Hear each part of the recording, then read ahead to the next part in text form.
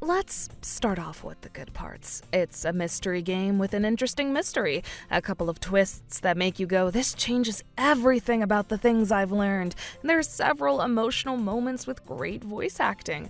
I completed this game and don't really regret the time I spent, so this is definitely a game that I can see a lot of people enjoying.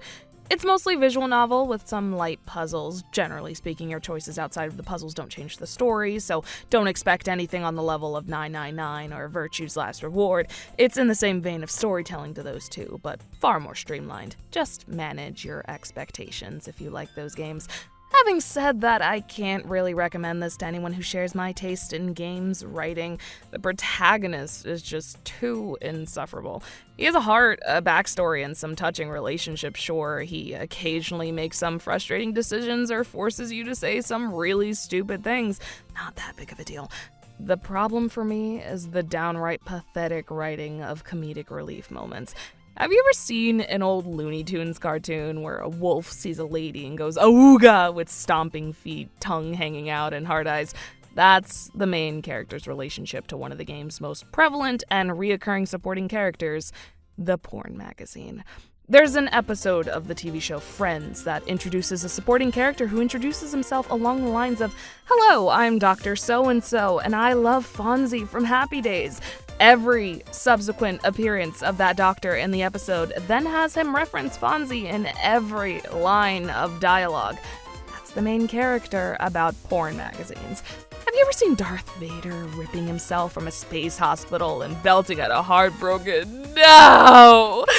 That's the main character about being forced apart from a porn magazine, or from stolen women's underwear. Have you ever seen a man of faith fall to his knees, teary-eyed in awe of God's great grace? That's the main character, and several more nameless goons besides, when presented with a porn magazine, or even the idea of a porn magazine existing in their vicinity. And if you were starting to really fall in love with this guy, his reaction to the idea of groping a high school girl. He's past 30, by the way. It does not come across as all that endearing. I'm only slightly exaggerating. This joke starts off low-key in the first couple of hours, but the further you get, the more frequent it becomes. By the latter half of some story branches, there's literally a reminder about how much the main character loves porn in every single scene. There are several life-threatening action events in-game. All but one of them are resolved partially through the use of porn magazines.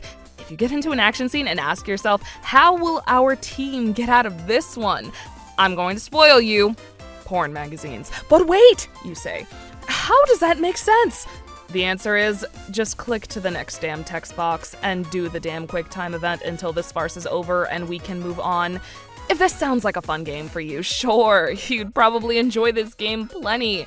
It might ruin the joke for you by repeating it endlessly without variation, but by that point, you can just aggressively clicking through to get to the interesting parts.